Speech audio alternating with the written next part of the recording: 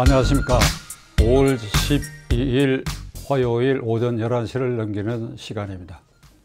지난 주일에 감사원장 최재형 원장이 감사원의 핵심 공직자들을 모아놓고 감사원이 감사 기능을 제대로 수행하지 않는 것은 소금이 짠맛을 잃는 것과 같다. 감사원이 감사원답기 위해서는 독립적이고 완벽하며 철저한 감사 기능을 추구해야 된다.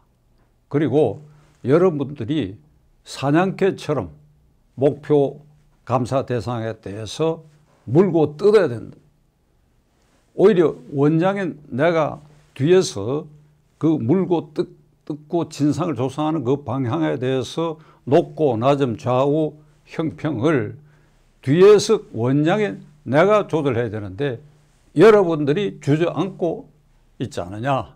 이러면 이건 감사원이 아니다 라고 하는 걸 직설적으로 토로했다고 해서 화제도 되고 또 논란도 일고 있습니다. 최 원장이 이런 말을 하게 된 것은 원자력 발전 월성 1호기를 폐쇄하기로 한 정부 결정에 대해서 국회가 감사원에 이것이 정당한지 여부에 대한 감사 청구를 했는데 그동안에 1, 2차 감사 기간을 넘기고 감사위원회의에서도 2차례에 걸쳐서 결론을 내지 못하고 보류된 상태가 지금 계속되고 있는 것입니다. 감사원의 이 실무를 담당했던 국장과 사무총장의 의견은 한수원이 그리고 그 감독기관인 산자부가 필요한 자료를 제때 내놓지 않고 내놓은 자료도 불실해서 포렌식으로 컴퓨터 자료를 복원해야 할 그런 상태이기 때문에 감사 결론을 내릴 만큼 조사가 이루어지지 않다. 이렇게 원장에게 변명한 것으로 알려져 있습니다. 시청자 여러분, 감사원의 핵심은 그 시대 그 대통령에 따라서 다른데 지금은 최재형 원장이 아니고 감사위원들도 아니고 사무총장 자리입니다. 그 역대 대체로 그렇게 해왔는데 지금의 이 사무총장은 청와대에 근무한 이력이 있는 아주 철저한 친문 인사입니다. 그러니까 그 사무총장이 탈원전이라고 하는 것은 문재인 대통령의 확고부동한 정책이라고 하는 것을 누구 잘 알고 있지 않습니까?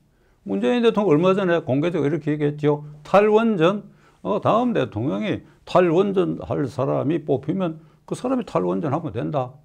그러니까 나는 할 수 없다. 그리고 이번에 여당 비례대표에도 탈원전을 사명감으로 이념화한 사람이 그 국회의원까지 추천되어 있어요. 이런 사정을 감사원의 사무총장과 실무를 맡은 국장들이 모를 리가 없지요.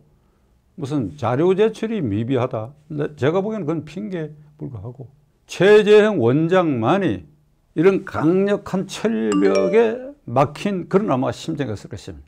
이게 내가 감사원장인데 제가 추정컨대는 이 탈원전 정책이 잘못됐고 특히 월성 1호기 폐쇄 결정은 거기에 많은 예산을 투입해가지고 다시 쓸 수 있다라고 하는 것까지 결론이 났는데도 폐쇄 결정했다. 이건 도저히 부당하다. 이런 생각이 제가 최재형 원장에게 물어보지는 않았지만 아마 있었을 거라고 생각합니다. 그렇기 때문에 핵심 간부들을 불러 모아놓고 감사원이 짠맛을 잃었다. 그대들이 사냥개 노릇을 잘못하고 있다. 이렇게 100번 얘기해봐야 소용없는 일이 되고 만 것입니다.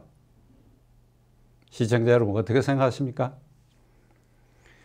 이번에 이 코로나 바이러스 사태 속에서 원자력 발전소의 핵심 엔진 등을 생산하는 두산중공업의 부도에 몰리게 됐습니다. 탈원전 정책으로 해외 수주도 안 되고 국내에 3, 4호기도 공사 중단을 하고 이러니까 거기에 긴급 1조를 수혈했습니다.